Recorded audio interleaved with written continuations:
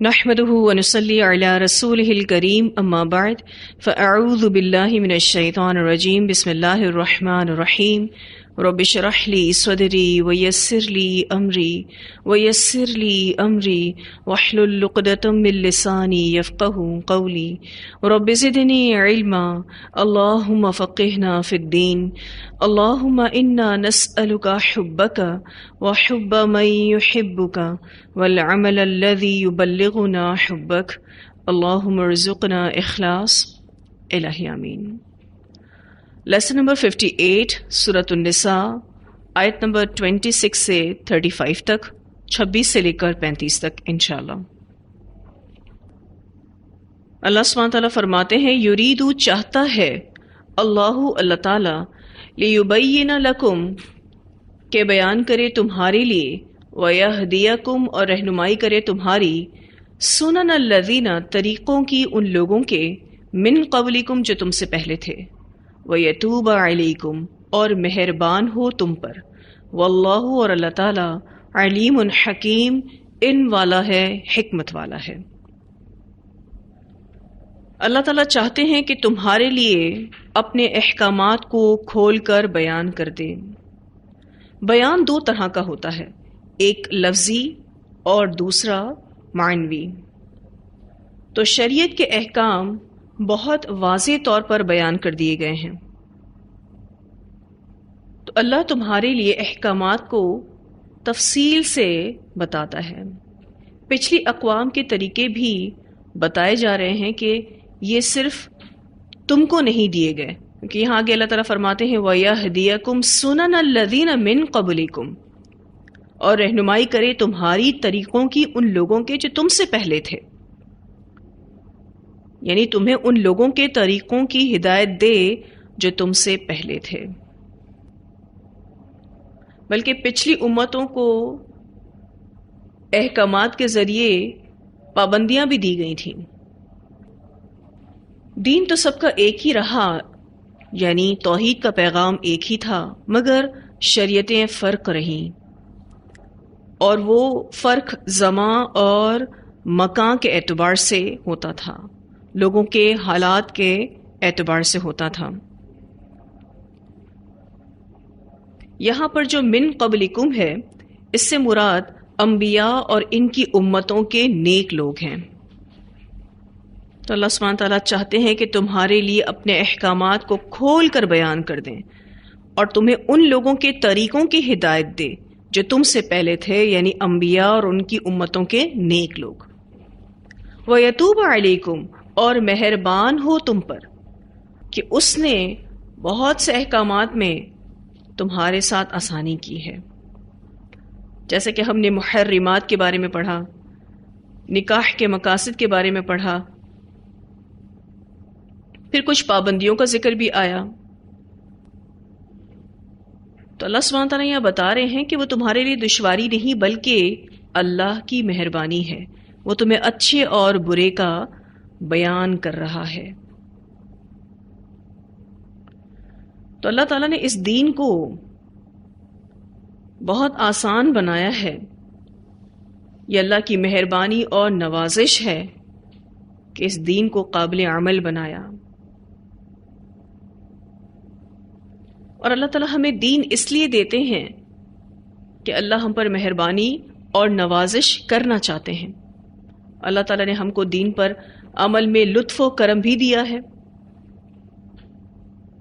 اسی وجہ سے ہم حدود پر ٹھہر جاتے ہیں، اور اگر ہم سے غلطی ہو جائے تو اللہ سبحانہ تعالیٰ نے توبہ کے دروازے بھی کھلے رکھے ہیں۔ واللہ علیم حکیم اور اللہ تعالیٰ علم والا ہے، حکمت والا ہے۔ اللہ سبحانہ تعالیٰ جانتے ہیں کہ کس نے توبہ کی اور کس نیت سے کی، پھر معاف کرنے میں بھی اس کی حکمت ہوتی ہے۔ سو اللہ سبحانہ تعالیٰ نے تو اپنے احکامات کو اچھے سے واضح کر دیا ہے۔ بہت اہم آیت ہے جس میں اللہ سبحانہ تعالیٰ نے یہ فرمایا کہ اللہ تمہارے لیے اپنے احکامات کو کھول کر بیان کرتا ہے۔ لیکن اس کے باوجود بھی آپ لوگوں کا حال یہ دیکھتے ہیں کہ ان کو دین کا پتہ نہیں۔ وجہ کیا ہے؟ پہلی وجہ یہ ہے کہ علم کی کمی ہے، قلت علم ہے۔ دوسری وجہ سمجھ کی کمی ہے، اور تیسری اور اہم ترین وجہ طلب کی کمی ہے، اور چوتھی وجہ لوگوں کی نیتیں درست نہیں۔ ان چاروں چیزوں کے بغیر دین کا علم نہیں آتا۔ اب آپ دیکھیں تو علم کی کمی، قلت علم، لوگ پڑھنے میں انٹرسٹڈ ہی نہیں ہوتے۔ پھر سمجھ کی کمی، لوگ سمجھنا ہی نہیں چاہتے۔ کوئی بھی بات کب سمجھ نہیں آتی؟ جب توجہ نہ ہو یا فہم کی کمی ہو، قصور فہم جسے کہتے ہیں۔ اور قصور فہم کی وجہ یہ ہوتی ہے کہ ہم نے پہلے یہ کام کبھی کیے ہی نہیں ہوتے۔ اور قصور فہم کی ایک اور وجہ یہ ہے کہ لیک آف ووکیبلری ہوتی ہے، یعنی زبان کی رکاوٹ۔ جو باتیں بتائی جا رہی ہوتی ہیں وہ الفاظ، وہ جملے سمجھ نہیں آ رہے ہوتے۔ تو لوگوں کو دین کیوں سمجھ نہیں آتا؟ پہلی وجہ علم کی کمی، اور دوسری وجہ فہم کی کمی۔ اور میں نے آپ سے یہ بھی ذکر کیا کہ فہم کم کیوں ہوتا ہے۔ پہلی وجہ یہ ہوتی ہے کہ وہ کام کبھی پہلے کیا ہی نہیں، اس کا اندازہ ہی نہیں، اور دوسری وجہ زبان کی رکاوٹ۔ پھر طلب کی بھی کمی ہے، لوگ خود کو طالب علم کہلوانا نہیں چاہتے۔ جو بھی قرآن کورسز ہو رہے ہوتے ہیں، زیادہ تر لوگ اس بات میں انٹرسٹڈ ہوتے ہیں کہ وہ لسنر بن جائیں، صرف سننے آئیں اور سن کر چلے جائیں۔ ایک طالب علم کی طرح قرآن کو سمجھنا، اس سے ریلیٹڈ ذمہ داریوں کو ادا کرنا بہت کم لوگوں میں ہوتا ہے۔ پھر نیت بھی درست نہیں، بس اوقات صرف اور صرف اس نیت کے ساتھ لوگ پڑھتے ہیں کہ لوگ ہمیں علم والا کہیں۔ تو ان چاروں چیزوں کے بغیر دین کا علم نہیں آتا۔ اس کا علاج یہ ہے کہ ہم محنت کریں، توجہ کریں اور پریکٹس کریں، اور اس پر عمل کرنے کی کوشش کریں، اور ساتھ ساتھ ریویژن بھی کریں، یعنی جو پڑھا ہے اس کو دہرائیں بھی۔ اور یہ بات ہم سب اچھے سے جانتے ہیں کہ کوئی بھی کام ابتدا میں مشکل ہوتا ہے، پھر کرتے رہنے سے وہ آسان ہو جاتا ہے۔ آپ صفائی کے کام کو ہی لے لیجئے، جب آپ شروع میں صفائی کرنا سیکھ رہے ہوتے ہیں تو وہ صفائی کا کام کتنا بوجھل ہوتا ہے، لیکن جب آپ اس کے یوز ٹو ہو جاتے ہیں، اس کے ایکسپرٹ ہو جاتے ہیں، پھر آپ کو وہ کام مشکل نہیں لگتا۔ کپڑے دھونے کا کام لے لیں، پہلی دفعہ کوئی کپڑے دھوئے تو اس کو کتنا مشکل لگتا ہے۔ تو کوئی بھی کام ابتدا میں مشکل ہوتا ہے، پھر آسان ہو جاتا ہے۔ تو ایک ماحول جو اللہ تعالیٰ نے ہم سب کو عطا کیا ہے، ہم یہاں آتے ہیں الحمدللہ، مدرسے میں قرآن پڑھتے ہیں، اس کو سمجھتے ہیں، یہ اتنی بڑی نعمت ہے الحمدللہ۔ استادوں کے ذریعے پڑھنا، اپنے ساتھیوں کے ساتھ مل بیٹھ کر پڑھنا کسی نعمت سے کم نہیں۔ یہ کام ہم اپنے گھروں میں بھی کر سکتے ہیں، لیکن وہ بات پھر بھی نہیں آتی۔ پھر آپ دیکھیے کہ استاد کے علاوہ کتابوں سے بھی تعلق ہونا ضروری ہے۔ ریفرنسز چیک کیا کریں، آپ کو کوئی بھی بات بتاتا ہے، دیکھیں وہ کس حوالے سے بتا رہا ہے، حوالہ ضرور پوچھیں۔ نان اتھینٹک چیزوں کو اپنے عمل میں لا کر اپنی انرجیز کو ضائع نہ کریں۔ اور الحمدللہ اللہ کا دین اوتھینٹسٹی کے ساتھ موجود ہے، اس میں کسی نان اتھینٹک یعنی غیر مستند چیز کی ضرورت ہی نہیں۔ ایک بہت اہم بات جو میں نے آپ سے ان وجوہات میں بتائیں کہ لوگوں میں طلب کی کمی ہے۔ تھوڑا سا غور کیجئے طلب میں کمی کیوں ہے؟ وجہ کیا ہے؟ دنیا میں لگے ہوئے ہیں سب سے بڑی وجہ۔ آج لوگ طالب علم بننا نہیں چاہتے، لوگ اس محنت سے گزرنا نہیں چاہتے، تو وجہ یہی ہے کہ دنیا میں لگے ہوئے ہیں اور طلب بیکار چیزوں کی پڑی ہوئی ہے، یعنی اندر ایک جو چاہ ہے وہ بیکار چیزوں کی ہے۔ تو سیلف موٹیویشن کی ضرورت ہے، اپنے آپ میں متحرک ہونے کی ضرورت ہے۔ آپ کی نظر میں طالب علم کس کو کہتے ہیں؟ وہ جو علم کو گہرائی میں جا کر لے، جس کو کوئی بات سمجھ نہ آئے تو وہ بار بار اس کے اوپر غور و فکر کرے، اور جب تک سمجھ نہ آئے تب تک دم نہ لے، جس کے اندر ریسرچ کا مزاج ہو، تحقیق کا مزاج ہو، جو متوجہ ہو، اس کو طالب علم کہتے ہیں، اس کو اسٹوڈنٹ کہتے ہیں۔ جو کبھی آ رہا ہے کبھی نہیں آ رہا، کبھی لیسن پڑھ رہا ہے کبھی نہیں پڑھ رہا، کبھی تفسیر پڑھتا ہے کبھی نہیں پڑھتا، کبھی ترجمہ یاد کرتا ہے نہیں کرتا، ایسا انسان طالب علم نہیں ہے۔ پھر اپنی نیتوں کو بھی ہم نے درست رکھنا ہے۔ اگر نیت یہ ہے کہ میں علم اس لیے حاصل کروں کہ میرا مقام بڑھ جائے، میں لوگوں کے درمیان مشہور ہو جاؤں، تو اس علم کی برکت اٹھ جاتی ہے۔ نیت کی خرابی کی وجہ سے بسا اوقات علم میں تو اضافہ ہو جاتا ہے، لیکن ایسا علم عمل میں نہیں آتا اور زبان میں اثر بھی نہیں رہتا۔ یہاں جو اللہ سبحانہ تعالیٰ فرماتے ہیں یرید اللہ لیبین لکم ویہدیکم سنن الذین من قبلکم ویتوب علیکم واللہ علیم حکیم، اللہ تعالیٰ تو چاہتے ہیں کہ تمہارے لیے اپنے احکامات کو کھول کر بیان کر دیں اور تمہیں ان لوگوں کے طریقوں کی بھی ہدایت دیں جو تم سے پہلے تھے، اور تم پر مہربانی فرمائے، اتنا آسان اور قابل عمل دین دے کر تم پر مہربانی فرمائے۔ کیوں؟ کیونکہ اللہ تعالیٰ علیم حکیم ہے۔ تو حق کی تلاش ہو تو اللہ تعالیٰ ضرور رہنمائی کرتے ہیں۔ پھر اللہ سبحانہ تعالیٰ فرماتے ہیں واللہ یرید، اور اللہ چاہتا ہے۔ آپ دیکھیں یہ انداز دوبارہ سے آیا ہے، پہلے اللہ تعالیٰ نے اس انداز کو مختلف طریقے سے کہا یرید اللہ، اب یہاں پر اللہ تعالیٰ کہتے ہیں واللہ یرید۔ کتنا خوبصورت انداز ہے۔ ہمارا دل چاہتا ہے نا ہمیں یہ پتا چلے کہ اللہ کیا چاہتے ہیں، تو اللہ تعالیٰ یہاں بتا رہے ہیں اللہ تعالیٰ یہ چاہتے ہیں۔ واللہ، اور اللہ تعالیٰ یرید چاہتا ہے، ان یہ کہ یتوب علیکم، مہربان ہو تم پر۔ اللہ سبحانہ تعالیٰ تم پر مہربانی کرنا چاہتا ہے۔ یہ بات دوبارہ سے دہرائی جا رہی ہے۔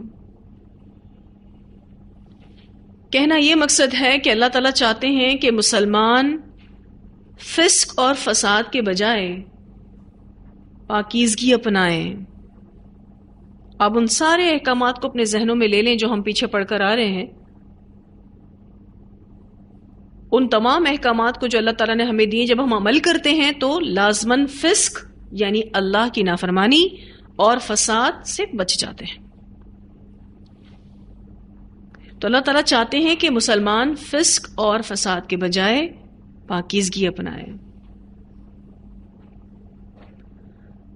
وَيُرِيدُ الَّذِينَ، اور چاہتے ہیں وہ لوگ يَتَّبِعُونَ الشَّهَوَاتِ، جو پیروی کرتے ہیں خواہشات کی۔ یہاں پر جو الذین کا لفظ آیا ہے مراد اس سے زناکار لوگ ہیں، یہود و نصارہ ہیں، اور دین کی راہ سے ہٹ جانے والے لوگ۔ یہاں پر اللہ سبحانہ تعالیٰ یہ بتانا چاہ رہے ہیں کہ خواہشات نفس کی اتباع کرنے والے زناکار لوگ، یہود و نصارہ اور دین کی راہ سے ہٹ جانے والے لوگ یہ چاہتے ہیں ان تمیلو، یہ کہ تم جھک جاؤ، کہ مسلمان بھی انہی کی طرح ہو جائیں۔ میلن عظیما، جھک جانا بڑا، یہاں پر جو یہ لفظ استعمال ہوا ہے الشہوات، شین ہا واو سے ہے، جس چیز میں مزہ آئے، اپنی منمانی کو کہتے ہیں۔ تو شہوات کے بندے اپنے راستے پر مسلمانوں کو لے جانا چاہتے ہیں، تو ایک اللہ کی چاہ ہے اور ایک خواہشات کی پیروی کرنے والے بندوں کی چاہ ہے۔ آج حال یہ ہے کہ لوگ اللہ کے دین کو اپنی خواہشات پر ڈھالنا چاہتے ہیں۔ تو اللہ تعالیٰ فرماتے ہیں کہ یہ وہ لوگ ہیں جو خواہشات کے بندے ہیں، وہ چاہتے ہیں ان تمیلو، یہ کہ تم جھک جاؤ، تم مسلمان بھی انہی کی طرح ہو جاؤ، یعنی دنیاوی لذتوں میں اور خواہشات میں ڈوب جاؤ۔ میلن عظیمہ، جھک جانا بڑا۔ میلن کہتے ہیں شہوت کی بنا پر پھسلنا۔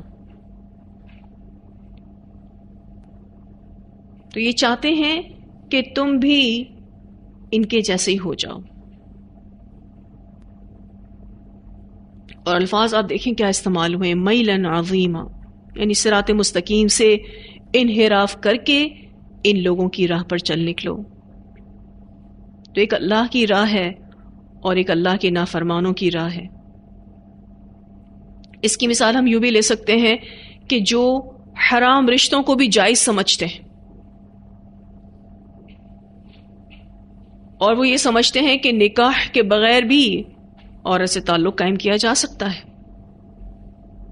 اور بغیر نکاح کے کئی کئی سال جسمانی تعلق قائم کرتے ہیں۔ کچھ ممالک نے ہومو سیکشوالٹی یعنی ہم جنسی کو قانوناً جائز بھی قرار دے دیا ہے۔ تو یہ انہی لوگوں کا کام ہے جو خواہش نفس کے پیروکار ہیں۔ واللہ یرید ان یتوب علیکم، اور اللہ تعالیٰ چاہتا ہے کہ تم پر مہربانی فرمائے۔ اس کے برعکس وَيُرِيدُ الَّذِينَ يَتَّبِعُونَ الشَّهَوَاتِ أَن تَمِيلُوا مَيْلًا عَظِيمًا، جو لوگ خواہشات کی پیروی کرتے ہیں وہ چاہتے ہیں کہ تم سیدھے راہ سے ہٹ جاؤ، اور ہٹنا بھی بہت بڑا۔ تو میں آپ سے یہ بھی ذکر کر رہی تھی کہ آج لوگ دین کو اپنی خواہشات پر ڈھالنا چاہتے ہیں۔ لوگوں کی مرضی اور اللہ کی مرضی اکٹھی نہیں ہو رہی۔ ہمیں کیا سبق ملتا ہے اس آیت سے؟ کہ ہمیں اپنی مرضی اللہ کی مرضی کے تابع کرنی ہے انشاءاللہ۔ پھر اللہ سبحانہ تعالیٰ فرماتے ہیں یرید اللہ، چاہتے ہیں اللہ تعالیٰ۔ پھر وہی خوبصورت انداز اللہ تعالیٰ نے اختیار کیا ہے۔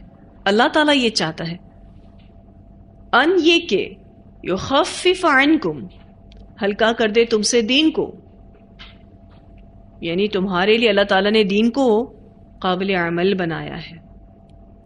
تخفیف کی بہت ساری مثالیں آپ کو ملتی ہیں، بلکہ اللہ سبحانہ تعالیٰ نے اصل حکم سے زیادہ تخفیف کی تفصیل دی ہے۔ مثلا اگر آپ وضو نہیں کر سکتے تو آپ تیمم کر سکتے ہیں، اگر آپ سفر میں ہیں تو آپ نماز کو قصر کر سکتے ہیں، مہر فرض ہے لیکن باہم رضامندی سے کمی بیشی رکھ دی جائے تو اس کی اجازت ہے۔ تو ایسی بہت ساری مثالیں آپ کو ملیں گی جس میں اللہ سبحانہ تعالیٰ نے ہمارے لیے آسانیاں پیدا کی ہیں۔ یرید اللہ ان یخفف عنکم، اللہ تمہارے لیے آسانیاں پیدا کرنا چاہتا ہے، تم پر سختیاں کرنا نہیں چاہتا۔ اور پیچھے جو ہم نے لونڈی سے نکاح کی اجازت دینے کے حوالے سے پڑھا تھا کہ ایک شخص جو آزاد عورت سے شادی کرنے کی وسعت نہیں رکھتا، اللہ تعالیٰ اس کو کہتے ہیں کہ ٹھیک ہے تم مومنہ لونڈی سے نکاح کر لو، کیونکہ تم آزاد عورت سے شادی نہیں کر سکتے اور تم یہ بھی چاہتے ہو کہ تم زنا سے بچ جاؤ۔ تو یہ کیا ہے؟ پھر اللہ کی طرف سے آسانی ہے، اس نے دین کو سخت نہیں بنایا۔